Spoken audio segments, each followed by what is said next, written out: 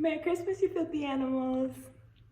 So I have collected some posts from r/Endo, r/PCOS, r/PMDD, and r/PMS because all of us girlies should come together today. Red for red, okay? Red for red. I got my period the day of my birthday, and that was 8 days ago. So I feel like it's like perfect timing. And I'm learning so much being in these subs. I wanted to start with just something funny. They have some good memes, man. Okay, y'all stomach ever hurt so bad that you start sitting like this? Every night. Every night. In fact, yes, just last night. The comments say, it really hurts my soul how much I can relate to this. Period, girl. Yes, I found a new way to sit that helps me so much. I sit on the floor with my legs folded under me and outstretch my arms onto the mattress in front of me. Like child's pose, I guess. My bed is about 2 feet off the ground, so it's a perfect height, but you can use a chair too. It lets my back relax and it also lets my stomach relax. I suck in my stomach involuntarily from the pain. Literally all of your supporting muscles and your abdomen muscles just clench. I have to like manually tell myself to release, but it's a natural reaction to pain just to hold yourself very tight. That's why I'm in pelvic floor PT. Woo, woo, woo. When I got my first flare-ups when I was 13, I used to walk bent at the waist because it hurt too much to stand up. Literally, girl, literally.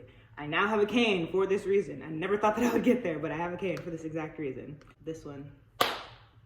Your lab results are normal. Go ahead and suffer in silence. Okay, great. So now what? Now what? Relatable. Doctor, are you feeling any pain? Well, only the normal amount of pain. Well, the normal amount is 0. Okay, no. Not if you have endometriosis, not if you have PCOS. Like, literally, no. The normal amount for me is like, maybe like a 3.5 on a chill. I could work with a 3.5. Yeah, I love this picture. Bye, bitch. We don't need you around. I love it. At 27, but make it fun.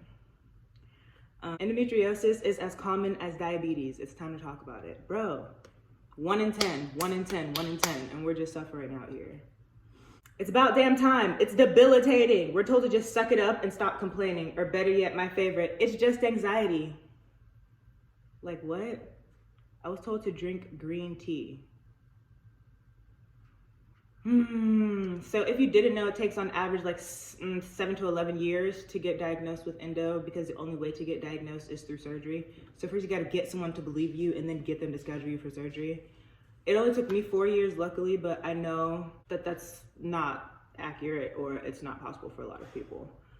This is what we need to see more of. I had a 45-minute interview today with a caseworker in my company to determine if I qualify for a work-from-home accessibility change due to multiple surgeries and pain I have daily. I just had a hysterectomy 2 months ago and I'm still recovering and in pain. I've been working from home since 2018, but since COVID, our company has made a return to office mandatory for everyone and aren't making exceptions. I'm kind of going through this right now. I am trying to get into the work from home sector of my job. I didn't even really know that it existed or think about that possibility. Definitely fingers crossed.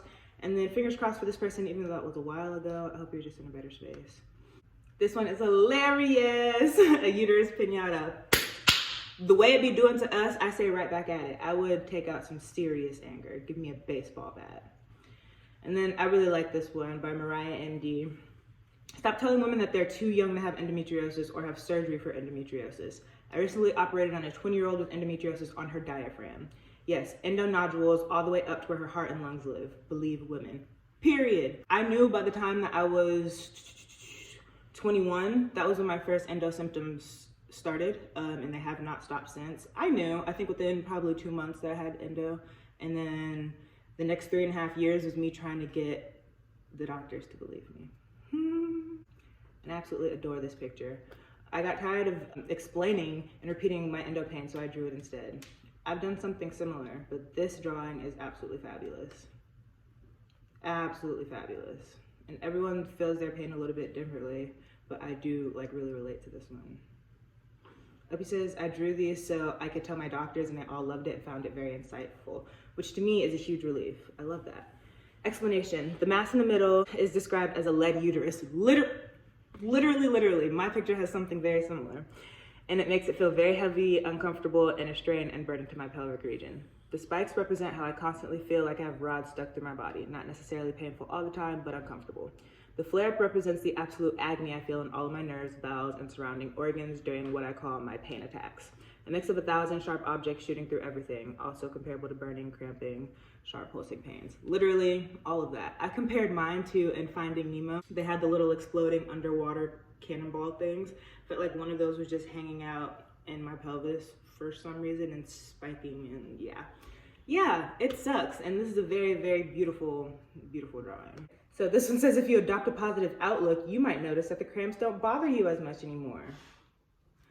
I log cramps as a symptom during my period and it tells me to be more positive. F off to the Flow app. Literally, I don't want to hear any of that.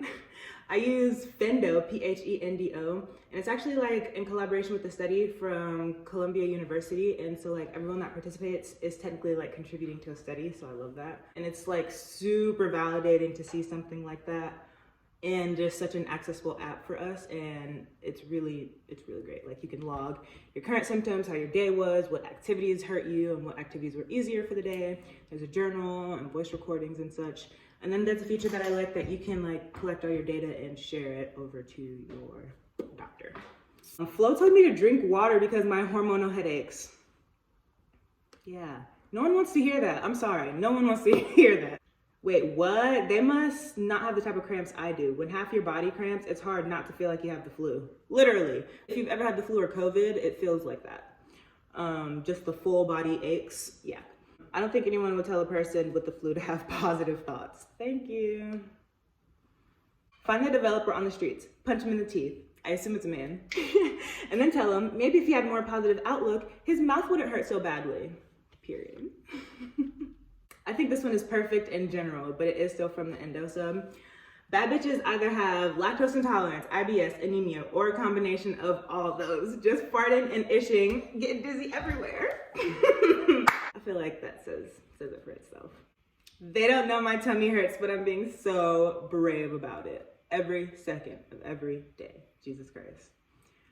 I wanted to pop over and see what the PCOS sub was like and see like what their community is up to. So it says, when I'm feeling down, I remember that PCOS is what helped our ancestors survive. This is so cool. First of all, there's an evolutionary reason for PCOS. Since our bodies often go, that works good enough in regards to a lot of traits, a condition that has previously benefited us through most of history has now become less desirable simply because we live differently. As for why our bodies thought PCOS was a good idea, there are many aspects to it, but here's some simplified reasons. Those of our ancestors who developed insulin resistance could more easily use energy in fat cells, which helped ensure our survival during periods of starvation. An increased amount of androgens and insulin results in higher bone density and more lean muscle mass than the average woman.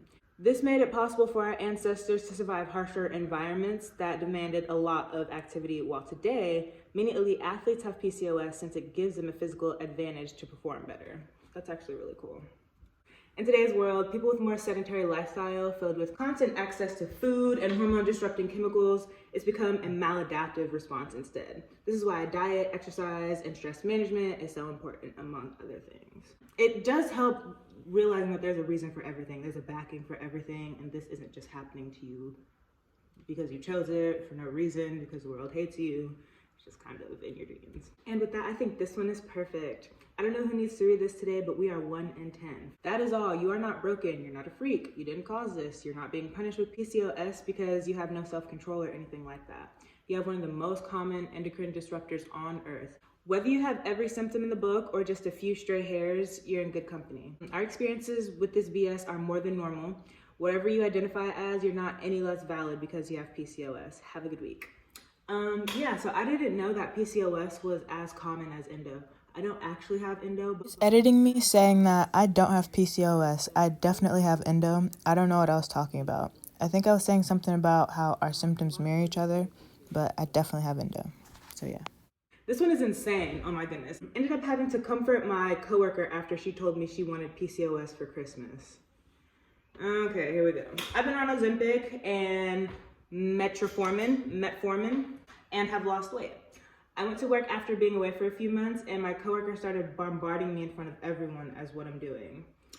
I told her my insulin resistance is finally being controlled. She said, with what? Me. Ozempic, and metformin. Coworker, Oh my God, you're so lucky. How did you get Ozempic? Me, I have PCOS, I'm pre-diabetic. Lucky, I want PCOS for Christmas. Yeah, I guess if you want to have a hard time getting pregnant, losing weight, cysts on your ovaries. Coworker, well, I already have kids, so that's good for me. Ha ha ha ha. Okay, like what? I ended up walking away to another office to talk to someone else about something unrelated, and I forgot about it. Another coworker who was there told her that I was angry and really upset. I wasn't. It was just really weird and an insensitive thing to say. She proceeds to text me all evening about how much she loves working with me and how she was excited and just didn't know what PCOS was, and that she needs reassurance I'm not mad because she didn't mean anything by it, blah, blah, blah.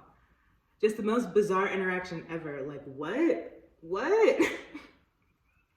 Instead of maybe like actually apologizing for saying something insensitive, you are just going to do that thing that kids do when they suck up to you because they don't know how to just say sorry.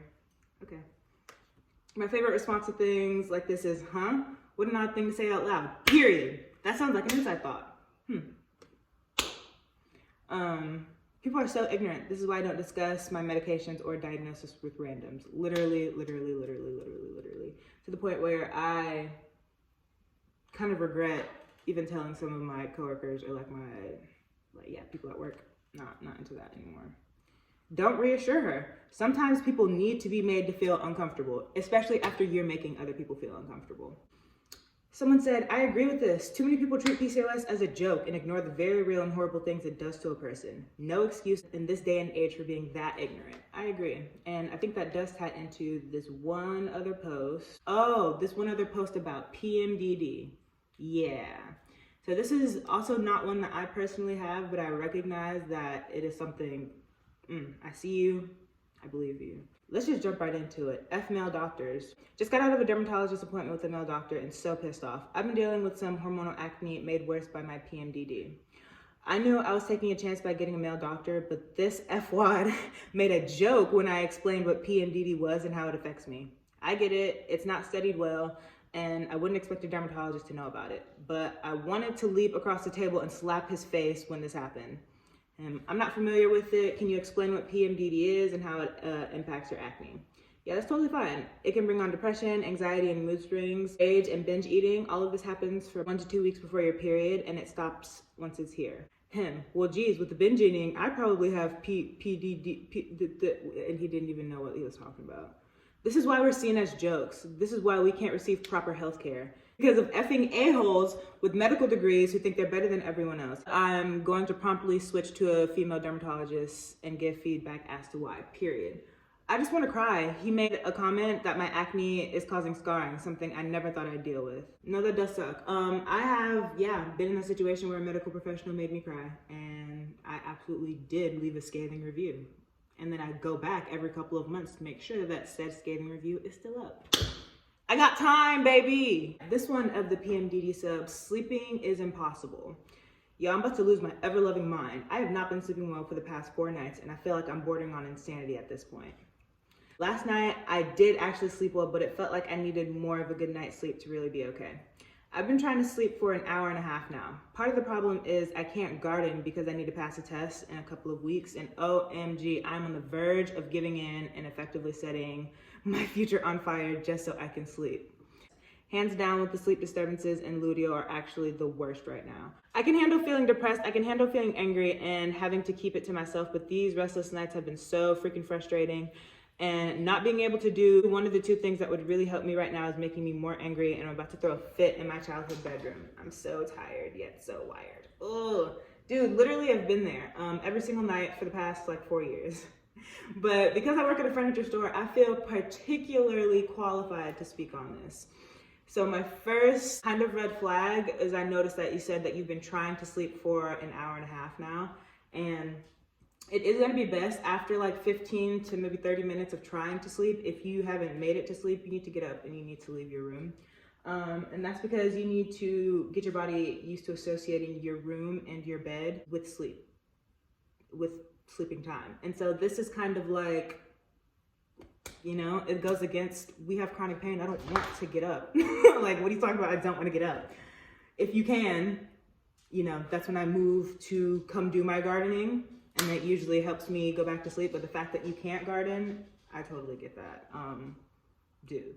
I do have a video coming out about all of my favorite pain relief methods because I have a ton and a half. But some other things that I can think of is just make sure you have a solid mattress underneath you. If you have some extra funds, which if you can get an adjustable base, that will help relieve pressure off of your hips. And relieving pressure means relieving pain, girl. So if you're on your period, if you're feeling cramps, if you're not on your period and you know you have endo and you're just kind of always in pain like I am, then every single night it comes in handy.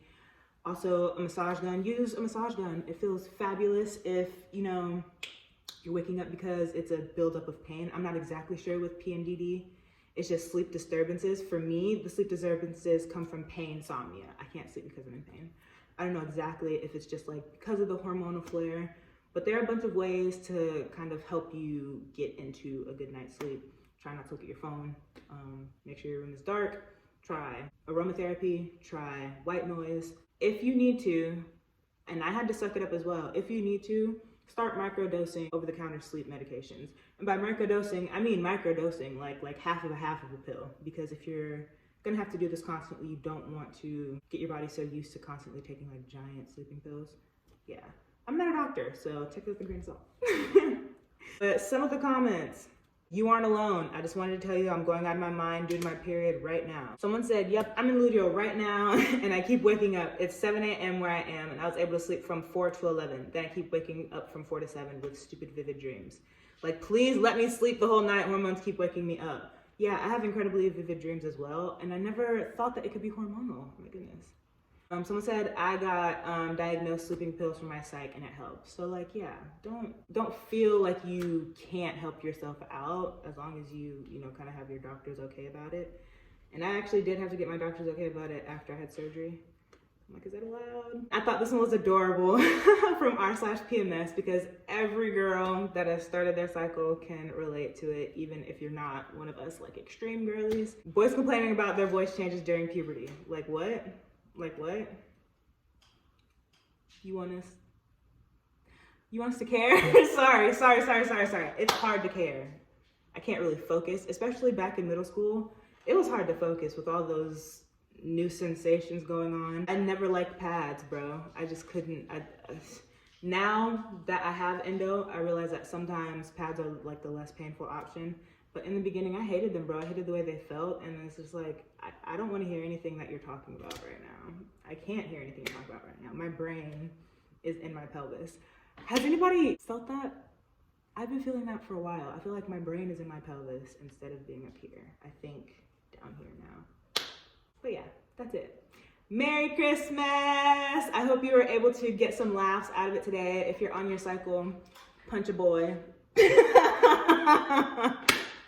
Punch a boy. I mean, I want to be hella inclusive. Endometriosis has been found on XYs. Like, no matter who you identify as, if you identify as male, if you're a man with endometriosis, if you're a man with PMDD, you're valid. I see you. You might even feel less entitled to be in this community, but like, no, I see you. Endometriosis sucks. Endometriosis sucks. I probably would wish this on my worst enemy because I would want them to suffer like every day. But yeah. Anyways, Merry Christmas. Be safe. Happy New Year.